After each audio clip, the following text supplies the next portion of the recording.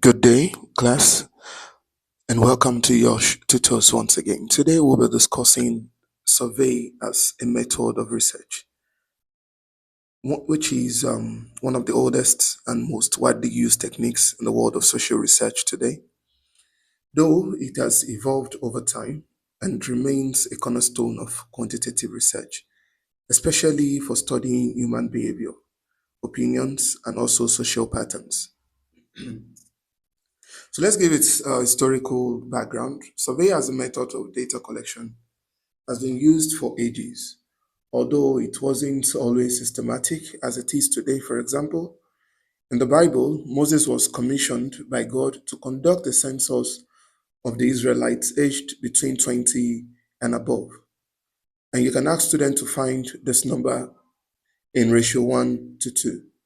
Also, in the 1970s, Karl Marx studied the working class, which is the proletariat, to expose how they were being exploited by capitalists, also using element of what we now consider as survey techniques.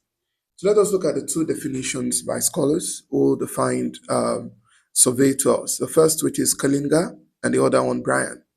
Kalinga describes survey as the process of collecting data from a population or sample to examine how variables occur or relate in natural phenomenon, while Brian also defines it as data collection at a specific point in time, which is aimed at identifying associations among variables.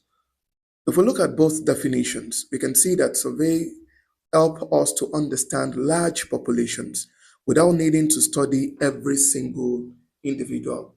And why do we use surveys?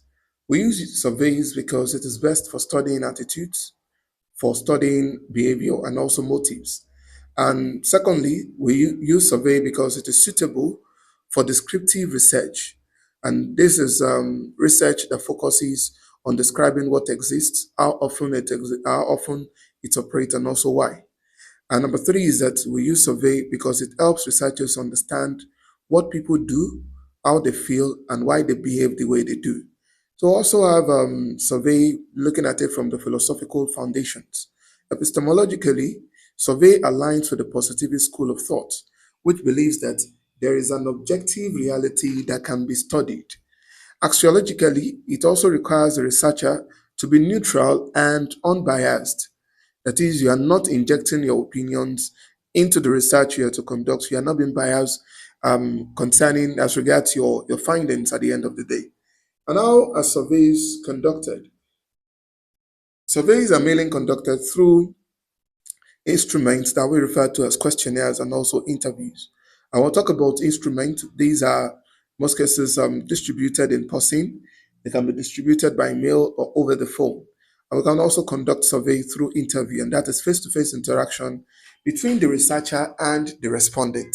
And in most cases, when you say survey can make use of interview as part of its instrument, is because when you have respondents that are not literate, then it is expected that you are to what do we call it?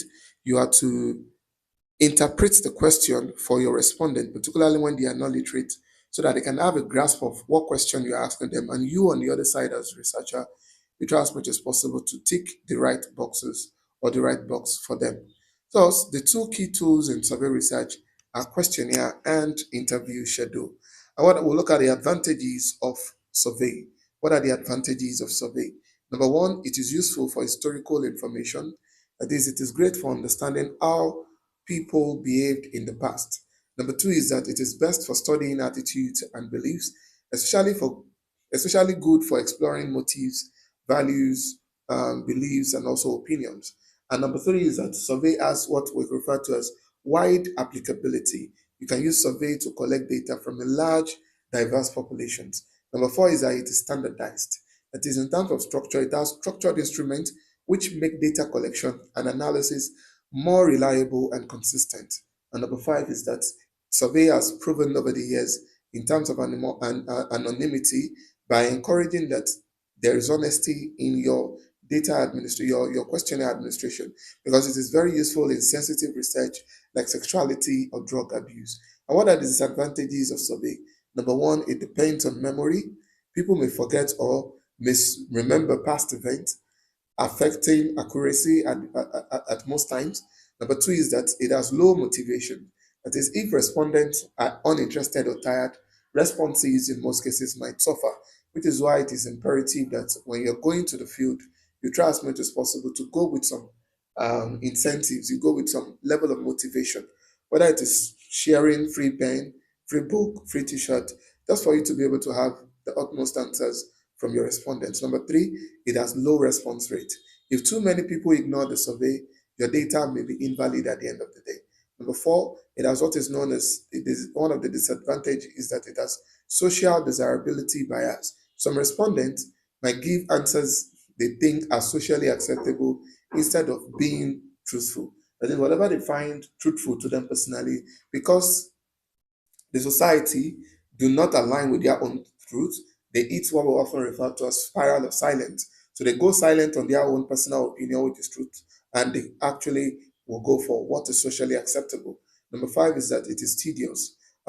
Designing a good questionnaire takes time and effort, and responses must be mutually exclusive as well. That is, it must be non-overlapping and non-exhaustive, and exhaustive rather. You must ensure that it covers all options. So the key takeaways here is that survey is an essential method in quantitative research, especially when dealing with large populations, and it helps us to generalize findings and not contextualize because we are dealing with quantitative analysis here, and it provides the sample accurately provided the sample accurately represents the population. That is the only time we can always generalize. So despite its limitations, it remains one of the most powerful tools for social inquiry. So this is where we'll stop for today on survey research method.